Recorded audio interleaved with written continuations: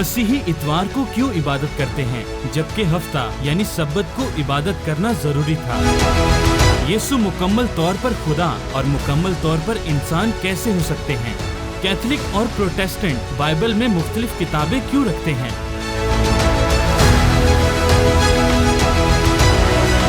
खुदा का बेटा कैसे हो सकता है? क्या ये शिर्क नहीं? मसीही तस्लीस क्यों मानते हैं? क्या ये तीन खुदा नहीं है? क्या बाइबल वक्त के साथ बदल चुकी है या इसमें तब्दीली आई है?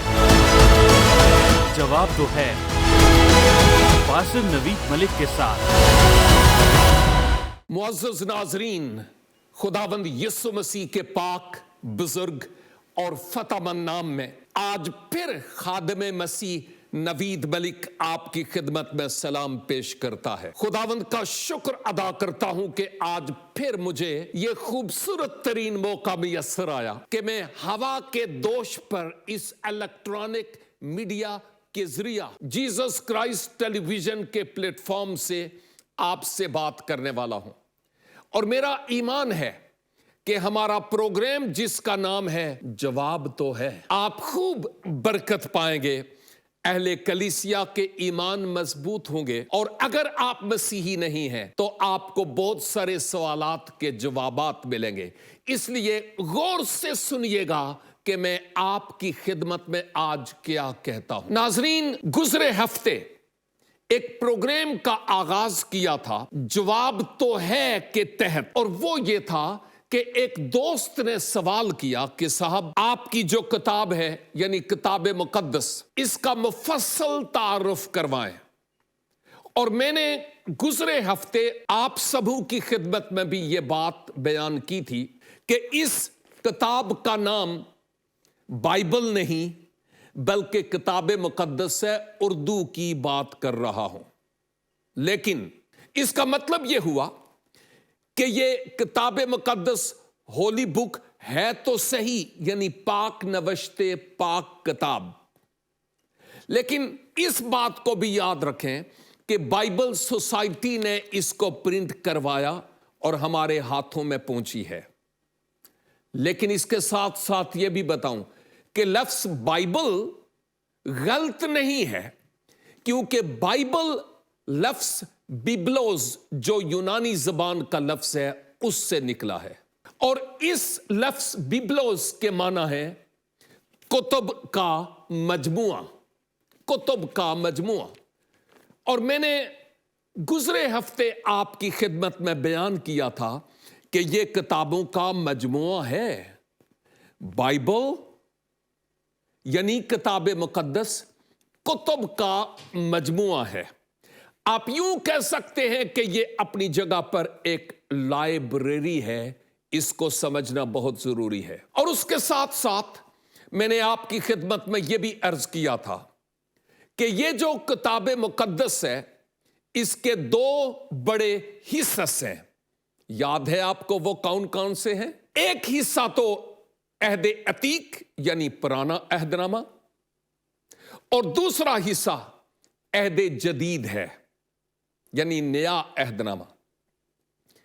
जो अहद अतीक है, मैं उसके बारे में आपको बताता चलूं कि इस अहद अतीक में 39 कुतुब हैं, 39। और फिर ये जो नया अहदनामा या अहद जदीद है इसमें 27 कुतुब हैं। तो यूं पुराने अहदनामे में और नए अहदनामे में अगर हम मिला कर देखें तो ये 66 कुतुब हैं हमारे पास। ये टोटल 66 कुतुब हैं।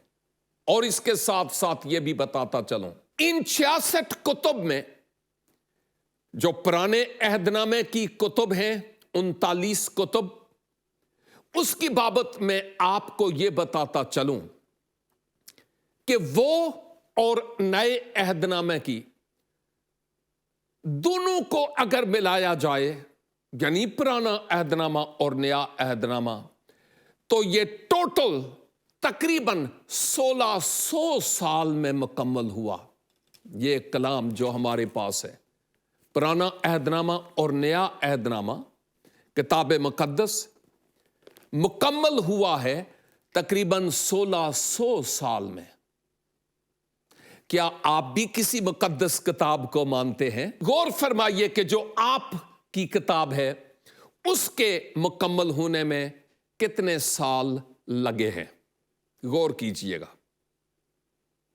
और इसके साथ साथ यह भी बताता चलूं कि जो किताब मुकद्दस है 1600 साल तो लगे, लेकिन 40 के करीब इंसानी मुसन्निफीन को खुदा ने मुंतखब किया ताकि उनके जरिया से इस किताब मुकद्दस को मुलहम करके लिखवाया जाए। यह बात भी मेरे लिए और आपके लिए समझने की है।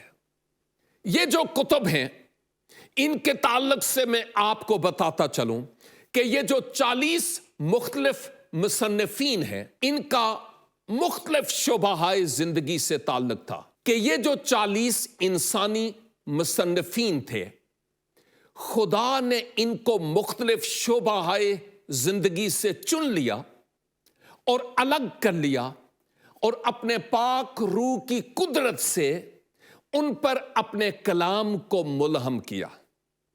और यूं उन 40 मुसन्निफीन ने इस किताब मुकद्दस को तहरीरी तौर पर इस लायक किया कि आज वो मेरे और आपके हाथों में आ जाए। ये जो 40 इंसानी मुसन्निफीन थे इनमें चरवाहे भी थे, इनमें बादशाह भी थे, इनमें जंगजू भी थे, इनमें महसूल लेने वाले लोग भी थे, इनमें तबीब भी थे, इनमें बड़े जहादी किस्म के लोग भी थे। जब उनका जीवन बदल गया तो खुदा ने उनसे बड़े बड़े काम लिए हैं। अगर आप भी चाहते हैं कि खुदा आपसे भी बड़े बड़े काम ले आज के दौर में, तो फिर लाजिम है कि हम अपने जीवन को बदलने के लिए मुनज्जी आलमीन खुदावंद यीशु मसीह के हाथों में दे दें।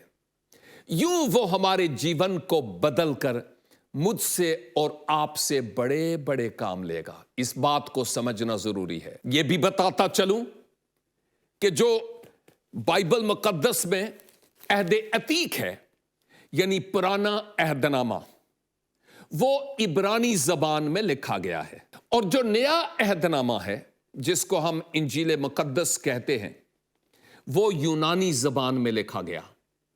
और हां, कुछ हिस्से ऐसे भी हैं जिनको अरामी जबान में भी लिखा गया है। मैं असल जबान की बात कर रहा हूं जिनमें मैं ये शुरू में लिखा गया, क्योंकि अरामी जबान खुद मसीहा भी बोलते थे और उनके जमाने में जो लोग थे वो यूनानी और अरामी जबान बोलते थे। लेकिन यहूदी लोगों की जो पुरानी जबान शुरू से चली आ रही है वो इब्रानी जबान है, जिस पर उनको काफी अबूर था और उस जबान में ही खुदा ने कलाम किया। अब बात समझने की है कि जो इब्रानी लोग थे उनकी जबान इब्रानी थी और उस इब्रानी जबान में खुदा ने उनसे कलाम किया। कितनी बड़ी बात है। और जो यूनानी लोग थे उनसे खुदा ने यूनानी जबान में कलाम किया और लिखवाया। खुदा सारी जबानें जानता है। और इवन कुछ हिस्से अरामी जबान में थे उन लोगों के लिए जो अरामी जबान बोलने वाले लोग थे। एक और मालूमात अहद अतीक के बारे में आपको देता चलूं, और वो ये है कि अहद अतीक की कुतुब जो 39 कुतुब हैं उनमें मुख्तलिफ किस्म का जो अदब है वो पाया जाता है। मसलन पुराने अहदनामा में हम तारीख की कुतुब भी देखते हैं। हम पुराने अहदनामा में तारीख की कुतुब से पहले कुतुब शरीयत देखते हैं, यानी किताब मुकद्दस की पहली 5 कुतुब तौरात की कुतुब कहलाती हैं। उसके बाद हम तारीख की कुतुब देखते हैं और मां बाद हम कुछ मंजूम कलाम देखते हैं जिसमें जबूर की किताब भी है और भी। और उसके बाद ہم نبوتی کلام دیکھتے ہیں اور عام طور پر صحائف الانبیاء کرام کہا جاتا ہے ان نبوتی کتب کو۔ اس نبوتی کتب کے حصے کے بھی دو حصے ہیں، ایک تو انبیاء اکبر کے ذریعہ سے ملہم ہونے والے صحائف، اور ایک انبیاء اصغر کے ذریعہ ملہم ہونے والے صحائف۔ تو شریعت، تاریخ، منظوم کلام اور پھر نبوتی کتب عہد عتیق میں پائی جاتی ہیں۔ اور یہ بھی یاد رہے کہ یہ جو کتب ہیں یہ تخلیق کائنات سے لے کر خداوند یسوع مسیح کی آمد سے تقریباً 400 سال پہلے تک کا جو زمانہ ہے، اس زمانہ کو بالترتیب بیان کیا گیا اور لکھا گیا ہے۔ اس بات کو بھی سمجھنا بہت ضروری ہے۔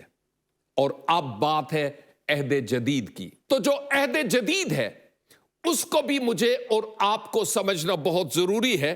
میں آپ کو بتانا چاہتا ہوں کہ عہد جدید میں بھی ہم اہم ترین باتوں کو دیکھتے ہیں، اور وہ یہ ہے کہ اس میں شروع میں تو جو 4 اناجیل ہیں، اوریجنلی تو ایک ہی انجیل ہے جس کے معنی ہے خوشخبری کے۔ اس موضوع پر میں پھر ایک سوال کے جواب میں بات کروں گا، کیونکہ آلریڈی میرے پاس وہ سوال موجود ہے، کیونکہ انجیل کے معنی خوشخبری کے ہیں۔ اس پر ذرا غور کیجئے گا۔ لیکن کہنے کا مطلب یہ ہے، ایک تو انجیل جو خداوند یسوع مسیح کی حیات اقدس کے بارے میں بیان کرتی ہے، اور اس کے بعد ایک اور کتاب ہے تاریخ کی۔ بائی دا وے، اگر آپ نئے عہد نامہ کو تلاوت کرتے ہیں تو وہاں اوپر تاریخ کی کتاب لکھا ہوا نظر آپ کو نہیں آئے گا۔ آپ کو میں رسولوں کے اعمال کی کتاب کی بات کرتا ہوں، اعمال الرسل، کہ پہلی صدی عیسوی میں ان کے ذریعہ سے خدا نے کتنے بڑے بڑے کام کیے ہیں، میں ان کی بات آپ کی خدمت میں بیان کر رہا ہوں۔ اور اس کے بعد ہم خطوط پولس دیکھتے ہیں جو عہد جدید میں کافی بڑا حصہ ہے، اور مابعد ایک نبوتی کتاب ہے جس کو ہم مکاشفہ کی کتاب کہتے ہیں، اور یہ علم الآخرت کے بارے میں بیان کرتی ہے۔ اور علم الآخرت کے تعلق سے اور بھی کتب ہیں جو بیان کرتی ہیں، لیکن یہ بائبل مقدس کی، کتاب مقدس کی آخری کتاب ہے جس کو ہم مکاشفہ کہتے ہیں۔ ایسا کشف، چھپی ہوئی باتیں جن کا راز آشکارا کیا گیا مقدس یوحنا رسول کے وسیلہ سے، جن کو یوحنا عارف بھی کہتے ہیں۔ اور چونکہ آپ نے مفصل بیان کے بارے میں کہا، اس لیے میں یہاں پر آپ کی خدمت میں چند ایک حوالہ جات دینا چاہتا ہوں، تاکہ آپ کو یہ پتا ہو کہ کتاب مقدس کو اور کن کن چیزوں سے تشبیہ دی گئی ہے۔ استعارتاً، نام مستعار لے کر خدا کے کلام کو دیے گئے ہیں۔ میں حوالے نہیں پڑھوں گا، لیکن حوالہ جات یعنی ریفرنسز میں آپ کو دوں گا، تاکہ بعد میں اگر آپ کے پاس ٹائم ہو اس پروگرام کو پھر سے دیکھیں اور پھر سے آپ ان حوالہ جات کو بھی تلاوت کریں۔ ان حوالہ جات پر بات کرنے سے پہلے میں آپ کو یہ بات بتانا چاہتا ہوں کہ یہ جو تشبیہات ہیں، اس خدا کے کلام کو دودھ سے بھی تشبیہ دی گئی ہے۔ دودھ سے کیوں؟ کیونکہ یہ صحت افزا ہے۔ اب جب بیبی جنم لیتا ہے تو اس کے بعد اس کو دودھ ہی تو ملتا ہے، تو اس کا مطلب یہ ہے روحانی طور پر قوت پانے کے لیے، صحت پانے کے لیے خدا کا کلام دودھ سے بھی زیادہ روحانی طور پر صحت افزا ہے۔ اور اگر حوالہ آپ دیکھنا چاہیں تو یہ پطرس کا پہلا خط اور اس کا 2 باب اور اس کی 2 آیت ہے، اس میں آپ دیکھ سکتے ہیں۔ دوسری بات، خدا کا کلام شہد کی مانند ہے، شہد سے اس کو تشبیہ دی گئی ہے۔ شہد کتنا میٹھا ہوتا ہے نا۔ تو خدا کا کلام جب ہم پڑھتے ہیں یوں لگتا ہے جیسے خدا آج ہی مجھ سے اپنے کلام کے وسیلہ سے بات کر رہا ہے۔ اس میں بڑی گہری اور بھید کی باتیں ہیں اور بڑی اچھی باتیں ہیں جو میری اور آپ کی زندگی کے لیے صحت افزا ہیں۔ اور اگر آپ حوالہ دیکھنا چاہیں تو وہ زبور کی کتاب 119 زبور اور اس کی 103 سے 105 تک کا آپ مطالعہ کر سکتے ہیں۔ زبور 119، 103، 104 اور 105، ان 3 آیات کی آپ تلاوت کر سکتے ہیں۔ اور اس کے بعد کلام خدا کو تلوار سے تشبیہ دی گئی ہے، اور آپ کو پتا ہے کہ تلوار کیا کرتی ہے۔ خود تلوار پر بہت بڑا پیغام میں دے سکتا ہوں آپ کو، ٹیچنگ، تعلیم، لیکن میرا اس وقت یہ مقصد نہیں ہے۔ لیکن خدا کے کلام کو کیوں تلوار سے تشبیہ دی گئی ہے؟ کیونکہ تلوار جب لگتی ہے تو وہ بند اور گودے گودے سے گزر جاتی ہے۔ میں آپ کے لیے آج تو نہیں لیکن پھر اس حوالے کو پڑھوں گا ایک اور پروگرام میں۔ اور اس کے ساتھ ساتھ یہ تلوار جدا بھی کرتی ہے۔ اس کا مطلب یہ ہے کہ تاریکی کو روشنی سے، گناہ کو راست بازی سے، بھلوں کو بروں سے الگ کرتی ہے۔ اس کو سمجھنے کی ضرورت ہے۔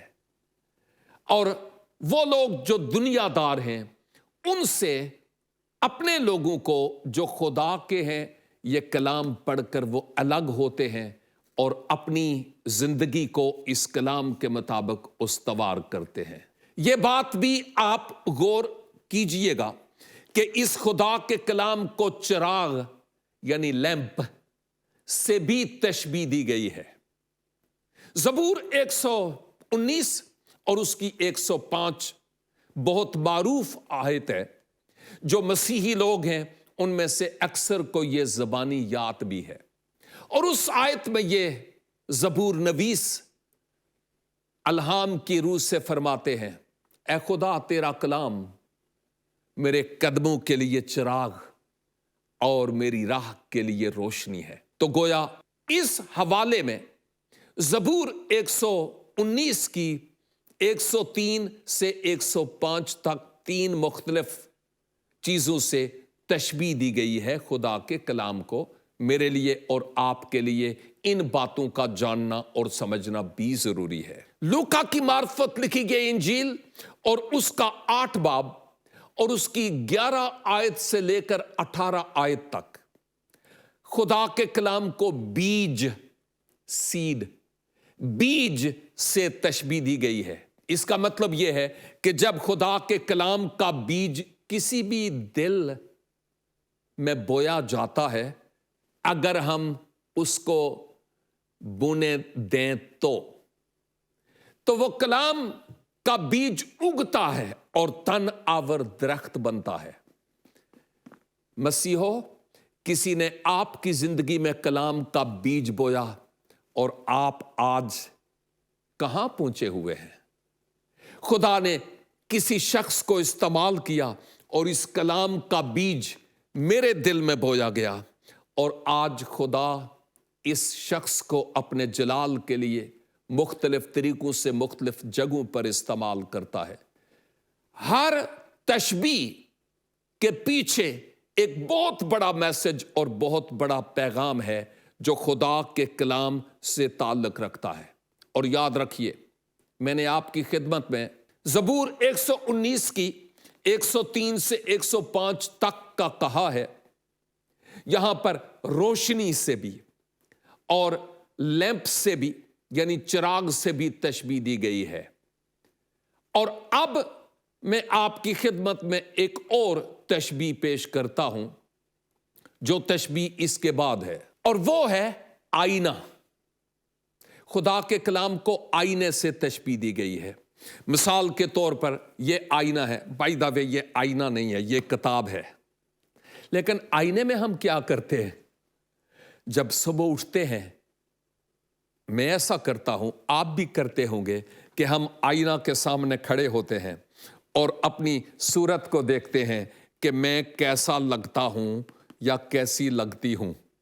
आप ऐसा नहीं करते, लेकिन मैं करता हूं। और फिर उसके बाद हम अपने चेहरे की सूरत को बेहतर बनाने की कोशिश करते हैं और अपने बालों को संवारते हैं, अगर हैं तो। और हम इस बात को भी देखते हैं कि खुदा का कलाम एक आईने की तरह है, रूहानी आईने की तरह, जिसमें हम अपनी आंखें बंद करके भी अपनी रूहानी सूरत को देख सकते हैं कि मैं इस वक्त कहां हूं और कैसा हूं। खुदा के कलाम को आग फायर से भी तशबीह दी गई है और उसकी भी खास वजह है, क्योंकि जो खुदा के कलाम को पढ़ते हैं उनके अंदर से बदी की तमाम तासीरें, सोचें, ख्याल, तारीकी की कुव्वतें जल जाती हैं खुदा के रूह की कुदरत से, और उनके जीवन में एक नई इंसानियत आती है जो रास्तबाजी की है। और इस ताल्लुक से अगर आप चाहें तो यिर्मयाह नबी का सहीफा और इसका 23 बाब और इसकी 29 आयत आप देख सकते हैं। आपको पता चलेगा कि खुदा का कलाम भस्म करने वाली आग भी है। और इसके साथ साथ खुदा के कलाम को हथौड़े से भी तशबीह दी गई है, हथौड़े को भी।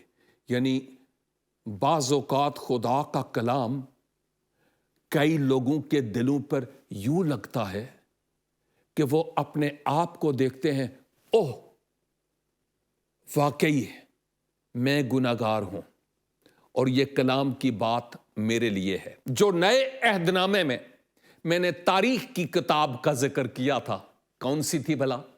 रसूलों के आमाल। उसके शुरू में ही हम देखते हैं 2 बाब में कि जब मुकद्दस पतरस रसूल अहले यहूद की एक अहम तरीन ईद पर इस खुदा के कलाम को सुना रहे थे, तो लिखा है सुनने वालों के दिलों पर चोट लगी और वो कहने लगे कि हम क्या करें तो निजात पाएं, मखलसी पाएं, फलाह पाएं, गुनाहों से मुआफी पाएं। और फिर मुकद्दस पतरस ने उनको तरीका बताया और वो ये तौबा करो और खुदावंद यीशु मसीह पर ईमान लाओ। और वो पैगाम आज भी वही है और उस पैगाम की आज भी वैसी ही तासीर है। इस पर गौर करना बहुत जरूरी है। अहद जदीद नए अहदनामे की जब हम बात करते हैं तो हमें याद रखने की जरूरत है कि मुनज्जिए आलमीन खुदावंद यीशु मसीह का जिक्र तो है अहद जदीद में, लेकिन इस पूरी बाइबल के औराक की जो मरकजी शख्सियत है, मरकजी शख्सियत इस पूरी बाइबल की, वो शख्सियत खुदावंद यीशु मसीह ही है। क्योंकि बाइबल मुकद्दस की सारी तालीमात मसीह खुदावंद पर आकर एंड होती हैं। इसको समझने की जरूरत है और इन तालीमात को हमें पढ़ने और जानने और सीखने की जरूरत है। मैं यूं कहूंगा कि पूरी बाइबल मुकद्दस का, किताब मुकद्दस का मजमून भी खुदावंद यीशु मसीह है। खुदा की मोहब्बत है बजरिया खुदावंद यीशु मसीह के। इसलिए इन कुतुब का और इन बातों का मुतालिया करना मेरे लिए भी और आपके लिए भी बहुत जरूरी है। अब मैं आपकी खिदमत में यह बताना चाहता हूं कि खुद किताब मुकद्दस अपने बारे में क्या कहती है। जरा गौर से इन बातों पर गौर कीजिएगा। मैं सबसे पहले तो यह कहूंगा कि यह किताब अपने अलहामी होने को बयान करती है कि खुदा की तरफ से यह मुल्हम हुई है। आप 2 तीमुथियुस 3 बाब और इसकी 16 और 17 2 आयात को तलावत कर सकते हैं। मैं करता चलूं, आपकी मदद होगी। हर एक सहीफा जो खुदा के अलहाम से है, तालीम और अल्जाम और इस्लाह और रास्तबाजी में तरबियत करने के लिए फायदामंद भी है, ताकि मर्द खुदा कामिल बने और हर एक नेक काम के करने के लिए बिल्कुल तैयार हो जाए। ये सिर्फ और सिर्फ खुदा के कलाम के अलहामी होने के ताल्लुक से एक ही हवाला मैंने तलावत किया है। माबाद में एक और हवाला खुदा के कलाम के बारे में कि ये खुदा का कलाम है। अफसोस से कहना पड़ता है कि बाज लोग इसको इंसान का कलाम कहते हैं। नहीं, ये खुदा का कलाम है और खुदा के कलाम के ताल्लुक से ये खुद कहता है कि ये खुदा का कलाम है। कहां? मैं आपके लिए हवाला पढ़ता हूं, इब्रानियों का खत और इसका 4 बाब और इसकी 12 आयत में लिखा है। बाय द वे, मैं यहां से निकाल सकता हूं, लेकिन मैं वक्त की बचत के लिए अपने पास पहले ही लिख कर ये हवाला जात रखे हैं, ताकि इस वक्त मैं वक्त को बचा सकूं। लिखा है, क्योंकि खुदा का कलाम जिंदा और मुअस्सर और हर एक 2 धारी तलवार से ज्यादा तेज है और जान और रूह और बंद बंद और गुदे को जुदा करके गुजर जाता है और दिल के ख्यालों और इरादों को जांचता है। क्या? शुरू में ही लिखा है, क्योंकि खुदा का कलाम, और इस कलाम को तलवार से तशबीह दी गई है। हम इस बात की बाबत भी जानते हैं। और एक और बात मैं कहता चलूं, और वो ये है कि खुदा के कलाम में ये बात आई है कि ये कलाम ला तब्दील है, यानी जो बदलने वाला नहीं है। इस बात पर गौर कीजिएगा। और जो हवाला मैं आपकी खिदमत में तलावत करना चाहता हूं वो ये है, बुजुर्ग यसाया नबी का सहीफा पुराने अहदनामा से और इसका 40 बाब और इसकी 8 आयत, जहां लिखा है, हां घास मुरझाती है, फूल कमलाता है, पर हमारे खुदा का कलाम अबद तक कायम है। कब तक? अबद तक। खुदा का कलाम अबद तक कायम है। हम इसको देखते हैं, ये अबदी और ला तब्दील है। कायम है, अबद तक कायम है और ला तब्दील खुदा है। इस पर हम और बात करेंगे। मेरे अजीज भाइयों और बहनों, वक्त की ये भागती हुई घड़ियां मुझे मजबूर करती हैं कि यहां पर फिर मैं स्टॉप करूं और इसी प्रोग्राम को मैं आगे कंटिन्यू रखूंगा, ताकि मैं आपको बताऊं कि खुद खुदा का कलाम अपने बारे में क्या कहता है। आपके गौर से खुदा के कलाम के सुनने के लिए और इन बातों पर गौर करने के लिए बहुत बहुत शुक्रिया। मेरा ईमान है कि इस प्रोग्राम के वसीला से भी आपने बहुत बरकत पाई होगी। लिहाजा मैं आखिर पर यही दुआ करूंगा, खुदावंद की अमान और खुदावंद की हिफाजत में आप रहें। नेक्स्ट वीक, अगले हफ्ते फिर मिलेंगे। इसी प्रोग्राम को यहां से ही कंटिन्यू करेंगे, ताकि आप और बेहतर तरीका से खुदा के कलाम को जान सकें। लिहाजा देखते रहिए प्रोग्राम जवाब तो है, सिर्फ जीसस क्राइस्ट टेलीविजन पर।